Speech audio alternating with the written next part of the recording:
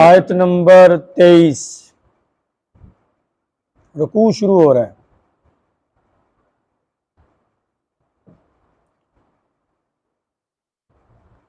اعوذ باللہ السمیع العلیم من الشیطان الرجیم بسم اللہ الرحمن الرحیم وَلَقَدْ أَرْسَلْنَا نُوحًا إِلَىٰ قَوْمِهِ فَقَالَ يَا قَوْمِ اعْبُدُوا اللَّهَ مَا لَكُم مِّنْ إِلَٰهٍ غَيْرُهُ أَفَلَا تَتَّقُونَ فَقَالَ الْمَلَأُ الَّذِينَ كَفَرُوا مِنْ قَوْمِهِ مَا هَٰذَا إِلَّا بَشَرٌ مِّثْلُكُمْ يُرِيدُ أَن يَتَفَضَّلَ عَلَيْكُمْ وَلَوْ شَاءَ اللَّهُ لَأَنزَلَ مَلَائِكَةً مَا سَمِعْنَا بِهَٰذَا فِي آبَائِنَا الْأَوَّلِينَ إِنْ هُوَ إِلَّا رَجُلٌ بِهِ جِنَّةٌ فَتَرَبَّصُوا بِهِ حَتَّىٰ حِينٍ صدق اللہ العظیم۔ وَلَقَدْ أَرْسَلْنَا نُوحًا إِلَىٰ قَوْمِهِ، اور یقیناً ہم نے جناب نوح علیہ السلام کو نبی بنا کر قوم کی طرف مبعوث فرمایا۔ فقال یا قوم اعبدوا اللہ، کہنے لگے اے میری قوم کے لوگو اللہ کی عبادت کرو۔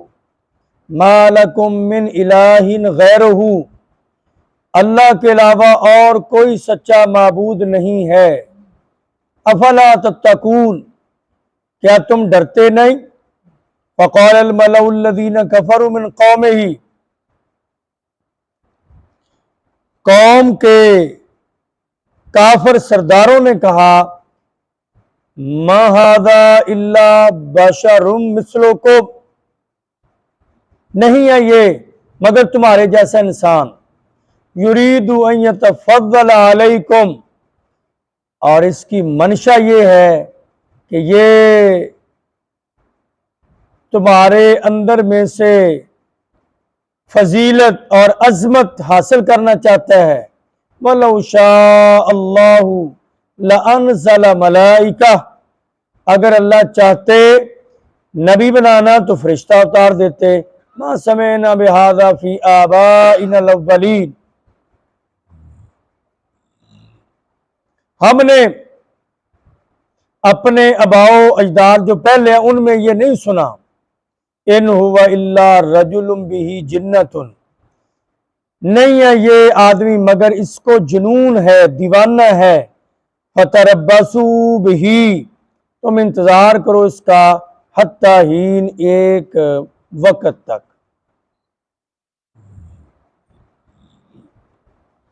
اور یقیناً ہم نے جناب نوح علیہ السلام کو ان کی قوم کی طرف نبی بنا کر مبعوث فرمایا، اور وہ کہنے لگے میری قوم کے لوگوں اعبدوا اللہ، عبادت ایک اللہ کی کرو۔ ما لکم من الہ غیرہ، اس اللہ کے علاوہ تمہارا کوئی سچا معبود نہیں ہے۔ افلا تتقون، کیا تم ڈرتے نہیں؟ فقال الملأ الذین کفروا من قومہ، قوم کے کافر سرداروں نے کہا یہ تمہارے جیسا بشر ہے، اور اس کا آنے کا مقصد یہ ہے کہ قوم میں سے سب سے زیادہ عزت حاصل کر لے، اور اگر اللہ چاہتا نبی بنانا تو کسی فرشتے کو مقرر کر دیتے۔ ہم نے اپنے آباء و اجداد میں ایسا نہیں سنا، اور یہ آدمی ایک دیوانہ ہے، تم انتظار کرو، ابھی اس کا مسئلہ تمہارے سامنے انجام کار واضح ہو جائے گا۔ پچھلی آیات کریمہ میں اللہ تعالی نے اپنے چند ایک انعامات کا تذکرہ فرمایا۔ انعامات کا ذکر کرنے کا مقصد یہ تھا کہ جو نعمتیں دینے والا ہے عبادت کے لائق بھی وہی ہے۔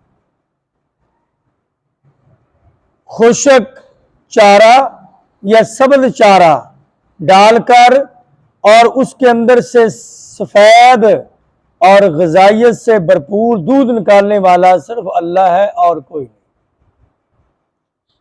پانی ایک جیسا، زمین ایک جیسی، لیکن ایک درخت کو انگور لگے ہوئے ہیں پودے کو یا بیل کو، اور ایک درخت کو کھجوریں لگی ہوئی ہیں۔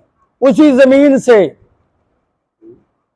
میٹھا گنا جس کی شوگر بنتی ہے، اور اسی زمین سے ترش اور کڑوی مرچیں پیدا ہو رہی ہیں۔ یہ سب کچھ پیدا کرنے والا، بنانے والا، اس کا ذکر ہو رہا ہے۔ اللہ فرماتے ہیں نبی پیغمبر آئے، سب سے پہلے جناب نوح علیہ السلام کا تذکرہ کیا کہ نوح علیہ السلام آئے اپنی قوم کی طرف، اور اپنی قوم کے لوگوں کو جو دعوت دی نا، پہلا پیغام، سب سے پہلا میسج قوم کو نبی کا اللہ کی طرف سے جو تھا کہ عبد اللہ، اللہ کی عبادت کرو۔ آج اسی کی ضرورت ہے کہ لوگوں کے سامنے یہ کہا جائے کہ اللہ کی عبادت کرو، غیر اللہ کی پوجا نہ کرو۔ ہم نے پڑھا پیچھے سورہ حج میں، اللہ نے کتنی اچھی مثال بیان کر کے کہا، جو اللہ کے علاوہ کسی غیر کی پوجا کرتے ہیں ان کے اندر اتنی طاقت بھی نہیں کہ کوئی مکھی پیدا کر سکے۔